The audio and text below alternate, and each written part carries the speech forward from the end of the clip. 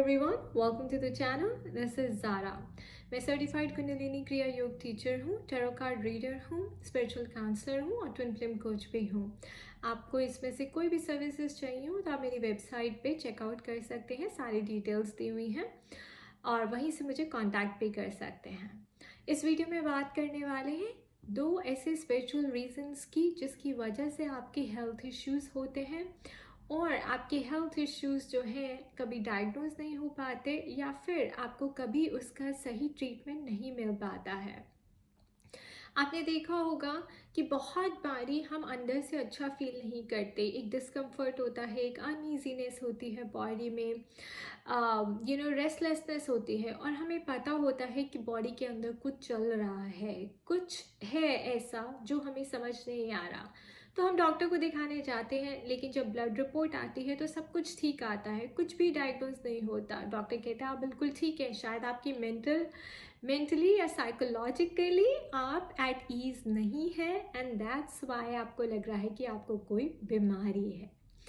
So guys, he is actually right. तो पहला reason यही है कि आपको कोई बीमारी नहीं है, लेकिन आपके चक्रास में इम्बैलेंस ऑफ एनर्जीज हैं जो कि as a physical disease manifest हो रही है। और जब आप डॉक्टर को दिखाने के लिए जाते हैं तो कोई प्रॉब्लम डायग्नोज नहीं होती। Why? Because it does not exist at the physical level. It only exists at the spiritual level, mental level. क्या होता है कि हमारे अंदर जो डिजीज़ेस होती हैं वो हमें हमारे एंसेस्टर से पास डाउन होती हैं, जिनको हम जेनेटिक डिजीज़ेस भी कहते हैं, राइट। हम बहुत बार कहते हैं कि आपको डायबिटीज़ है तो ये जेनेटिक होगी, right, you could be inheriting it genetically. आपको थायराइड है तो जेनेटिकली आप इसे इनहेरिट कर सकते हैं। क्यों कर सकते हैं और कैसे कर सकते हैं? वो इसलिए बिकॉज जब आपके पेरेंट्स पैदा होते हैं तो उनके अंदर ये डिजीज़ की प्रोग्रामिंग ऑलरेडी होती है कि एट अ सर्टन एज जाके आपको ये डिज़ीज़ होगी, राइट। और उनको कैसे होती है? क्योंकि उनके ग्रैंड पेरेंट्स को भी थी। So let's take an example. मान लीजिए कि आपके मामा जी को लंग कैंसर था, तो हो सकता है आपके नाना जी को भी लंग कैंसर था और उसकी वजह से उनको भी हो गया, फिर आगे शायद उनकी बेटी को भी हो या बेटे को भी हो, बिकॉज वो जीन्स पास डाउन हो रही हैं। ओके, तो इसको हम एंसेस्ट्रल कार्मा भी कहते हैं। जो आपके ब्लड लाइन में चल रहा है, एक पर्सन को हुई, आपके किसी ग्रैंड पेरेंट को हुई, फिर आपकी मदर को हुई, फिर मदर से आपके अंदर आ गई, या आपके फादर को हुई, फादर से आपके अंदर आ गई। फादर को कैसे हुई? क्योंकि उनके फादर को थी, राइट। उनके फादर को कैसे हुई? क्योंकि उनके फादर को या मदर को वो बीमारी चल रही थी। अब आप एस्ट्रोलॉजी के पास जाते हैं, वो आपका एस्ट्रोलॉजी चार्ट बनाता है और देखता है oh my god, Rahu in the 6th house, you are prone to having cancer, right. या फिर राहु 6th हाउस में है लेकिन टॉरस साइन है, तो आपको आइस की प्रॉब्लम, नोज की प्रॉब्लम, राइट, गले की प्रॉब्लम, ऐसी प्रॉब्लम्स रहेंगी। तो एस्ट्रोलॉजिकल चार्ट तो तब बना था जब आप पैदा हुए थे और उसके अंदर राहु की प्लेसमेंट थी 6th हाउस में, या किसी भी प्लैनेट की प्लेसमेंट थी 6th हाउस में या किसी और में, जहाँ पे आपको, राइट, हम 6 डिजीजेस को हम 6th हाउस से देखते हैं। तो ऑलरेडी प्लेसमेंट है, that means you are bound to suffer from such diseases. तो आपके पैदा होने से पहले ही वो डिसाइड हो गया था, राइट। आपका चार्ट कब बना? The day you were born. The day you were born, your chart was created, and chart was created based on the planetary positions up in the sky, and planetary positions के अंदर जो strength है, जो energy है, वो कहाँ से आई है? आपके चक्रास से आई है। आपके चक्रास में वो एनर्जी कहाँ से आई? आपके पेरेंट्स से आई है। उनमें कहाँ से आई है? आपके ग्रैंड पेरेंट्स से आई है। ओके, जब आप एस्ट्रोलॉजर के पास जाते हैं और वो आपका चार्ट रीड करते हैं, he is just reading the planets. तो प्लैनेट्स को रीड करके कोई आपकी लाइफ हिस्ट्री कैसे बता सकता है? Well, he's not just reading the planets, he's actually reading the energy contained in the planets.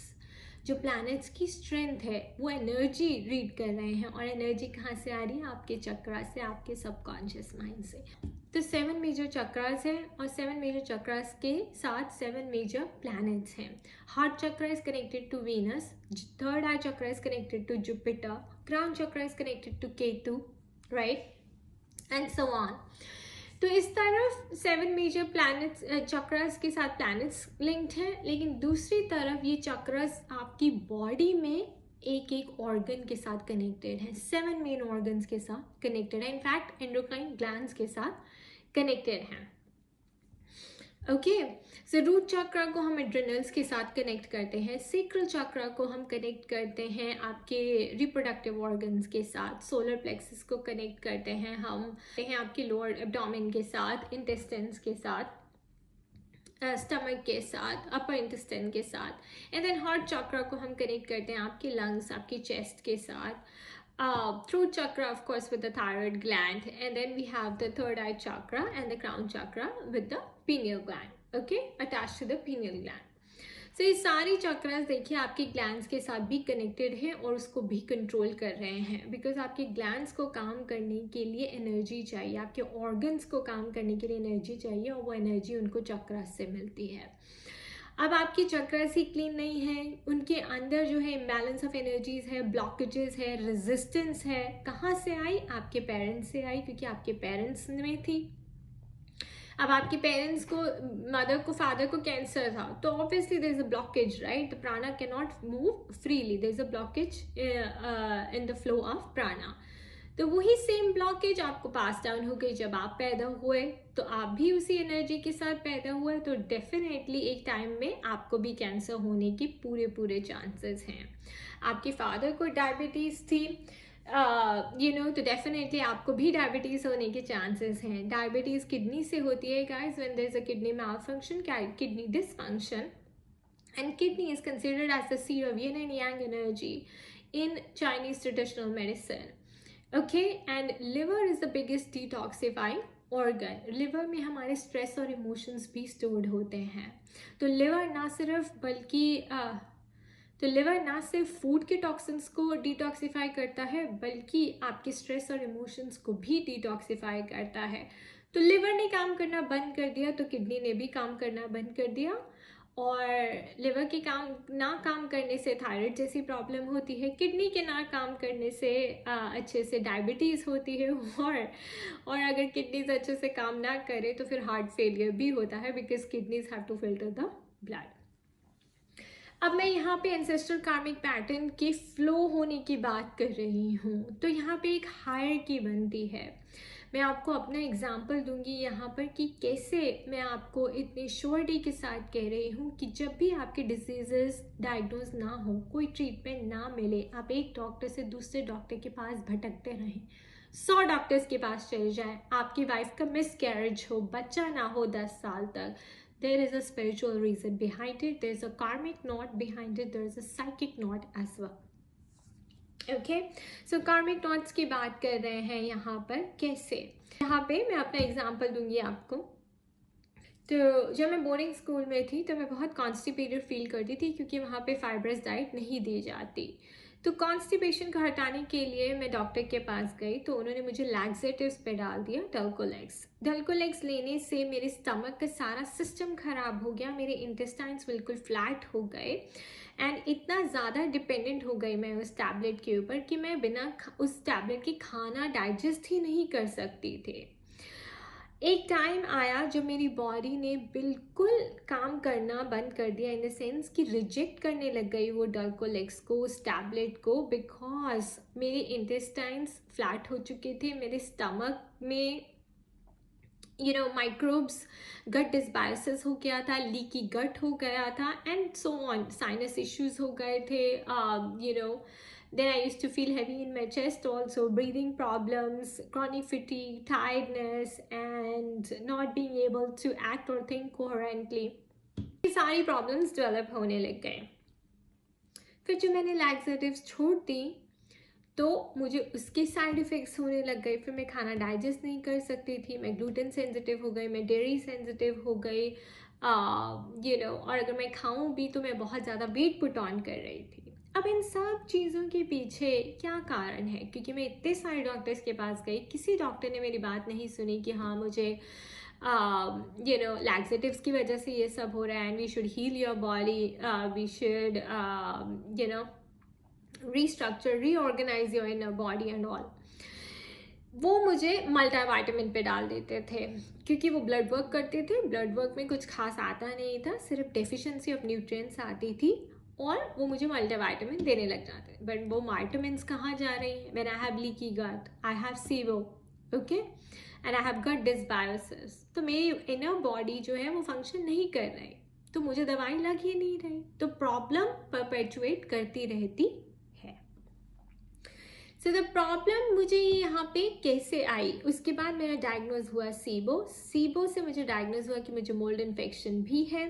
फिर मुझे वहाँ पे डॉक्टर मिला, उसने मेरा ट्रीटमेंट स्टार्ट किया, बट ट्रीटमेंट के दौरान मुझे ये पता चला कि ये डिजीज़ मेरी है ही नहीं, क्योंकि मैं अपनी स्पिरिचुअल जर्नी पे चल पड़ी, और स्पिरिचुअल जर्नी का मतलब होता है टू ब्रेक द जनरेशनल कर्स, यानी कि जो भी आप एंसेस्टर्स से कार्मा लेकर आए हैं वो कार्मा आपको इस लाइफ टाइम में रिलीज करना है, and you have to connect with your own divine nature. तो मेरा सबसे बड़ा कंसर्न था कि मेरी जो बीमारी है वो 18 साल बाद जाके डायग्नोज क्यों हुई, वो तब डायग्नोज क्यों नहीं हो रही जब मैं इतने डॉक्टरों के चक्कर काट चुकी हूँ।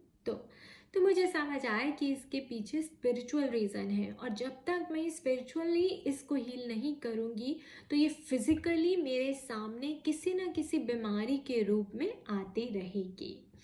तो जो हायरार्की की मैं बात कर रही थी वो ये है। तो मेरे साथ सबसे पहले प्रॉब्लम क्या हुई कि मुझे मेडिटेशन करना था स्पिरिचुअल जर्नी पे होने के कारण।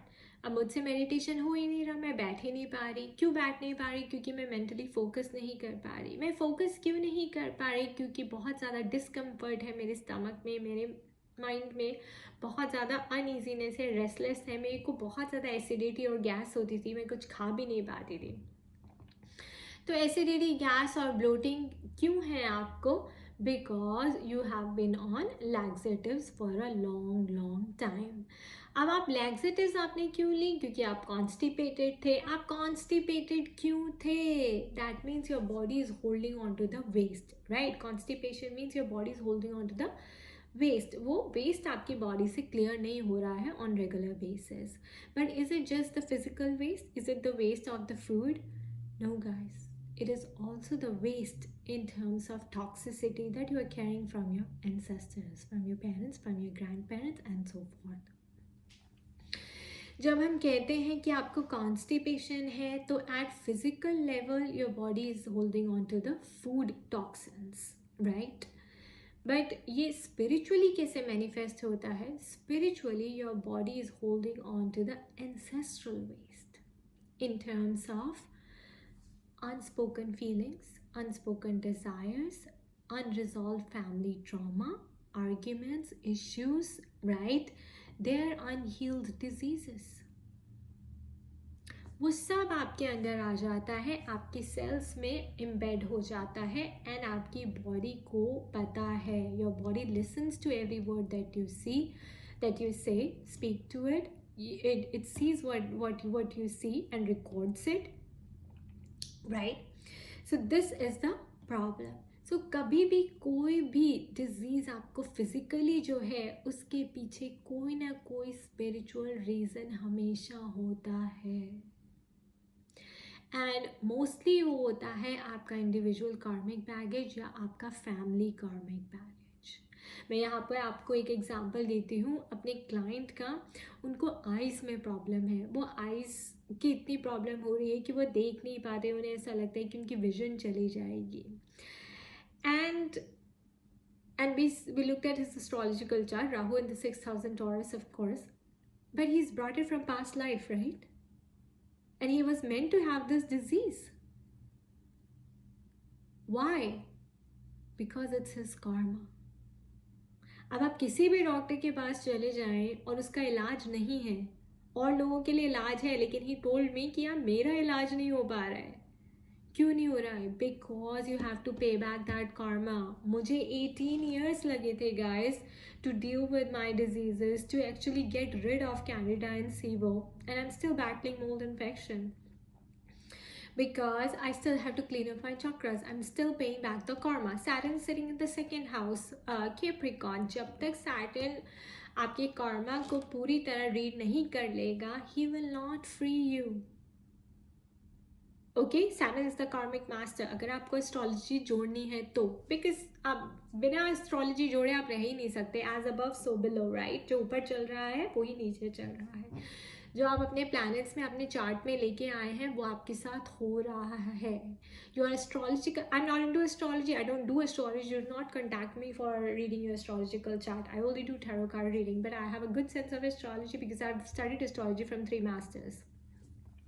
So my intention of telling you all this is that there is a spiritual reason behind it. आप किसी भी डॉक्टर के पास जा रहे हैं, आपकी बीमारी डायग्नोज नहीं हो रही, डायग्नोज हुई तो ट्रीटमेंट नहीं है, because there is a karma behind it, because there is a spiritual reason behind it. और हमें आपके चक्रास को क्लीन करना है. We have to break the generational curse, this karmic pattern that you are carrying from your ancestors, because you don't own it. Okay, you just got it.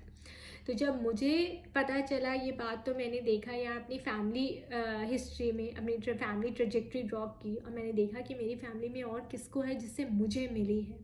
तो आप देखेंगे कि सेम बीमारी मेरे पापा को है, वो भी कॉन्स्टिपेटेड थे, वो भी लैक्सेटिव्स पे थे, और अब उनकी भी बहुत बुरी हालत है फिजिकली. आप हेल्थ वाइज देखेंगे तो he is also suffering from Seema in Canada, but he doesn't listen to me.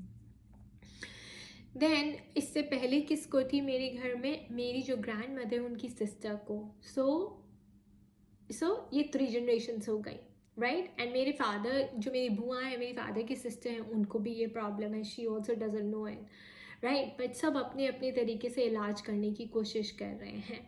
But I am the one who's been chosen to break the generational curse, process this, right, in this lifetime. So I have reached this level, and I'm able to understand the spiritual reason behind it, and so I'm sharing it with you guys.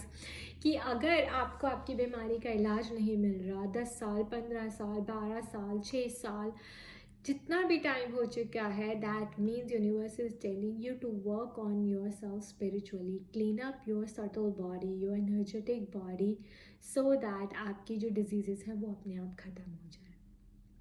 Okay. And last reason is कि you are carrying a fear inside your body. So ये 2 main spiritual reason से मैं बात करने चाहती थी. पहला है कि एंसेस्ट्रल कार्मा है, एंसेस्ट्रली वो डिजीज़ेस आपको पास ऑन हुई हैं, इसमें आपकी कोई गलती नहीं है. दूसरा ये है कि आपके अंदर फियर्स हैं, राइट, जिसको हम साइकिक नॉट्स कहते हैं. तो पहली कार्मिक नॉट्स हैं और सेकेंड है फियर्स. तो पहली कार्मिक नॉट्स हैं और सेकेंड है फियर्स, ड्यू टू फियर्स, जिसको हम साइकिक नॉट कहते हैं.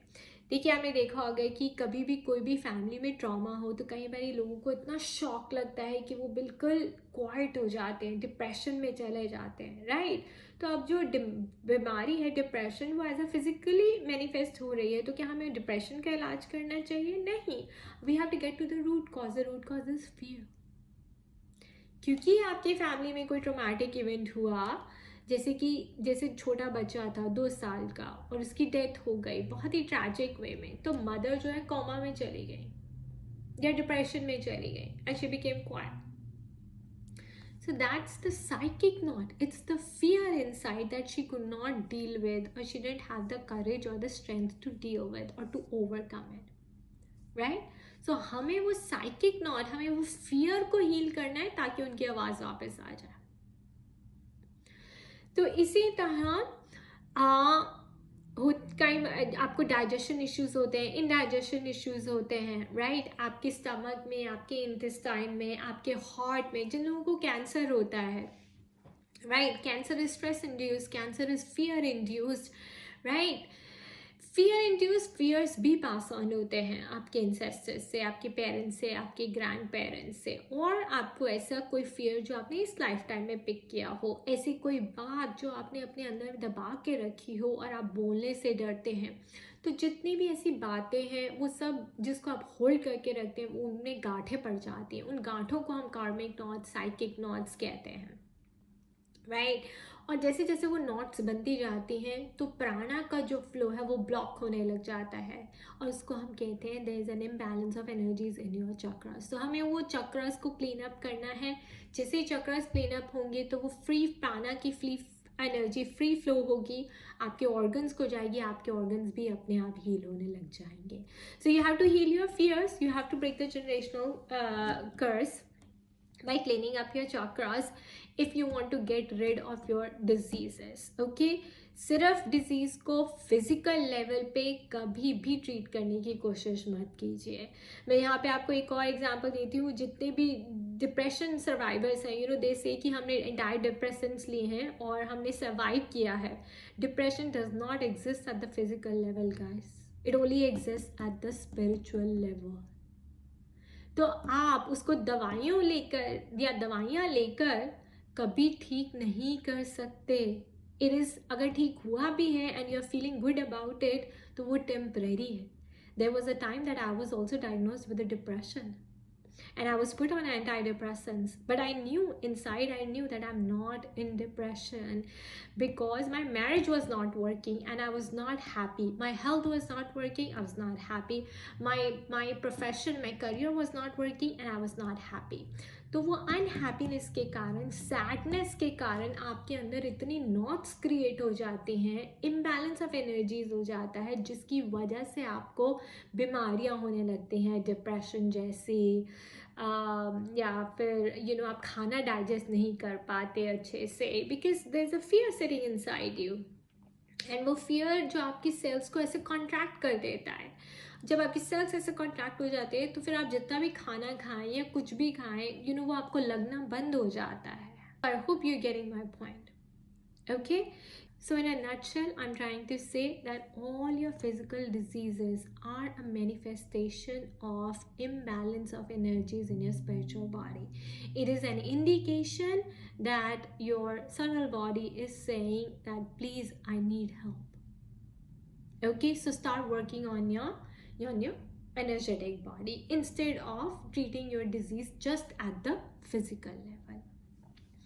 एंड सेकेंड, वो डिजीज़ेस आप में जो आई हैं, लंग कैंसर है, डायबिटीज़ है, या आपको कॉन्स्टिपेशन है, या सीबो है, मोल्ड इन्फेक्शन है, मेरी तरह, ये मेरी नहीं है, ये मेरे ग्रैंड पेरेंट्स की है, मेरे फादर की है, या उससे पहले इनकी जनरेशन में होंगी जिनको नहीं पता. बट मुझे इनको हील करना है, मुझे इस पैटर्न को ब्रेक करना है ताकि मेरी फ्यूचर जनरेशन में ना आए. Okay, so and I am working on it spiritually आपको मेडिटेशन करना है, योगा कर सकते हैं, ब्रेथ वर्क करना पड़ेगा, because it is store in the form of energies, और energies can only be transformed through meditation और ब्रेथ वर्क. सो चक्रास को क्लीन अप करिए, अपने यू नो कार्मिक पैटर्न्स को, फैमिली कार्मिक पैटर्न्स को ब्रेक करिए. Of course you have to make a lifestyle change also.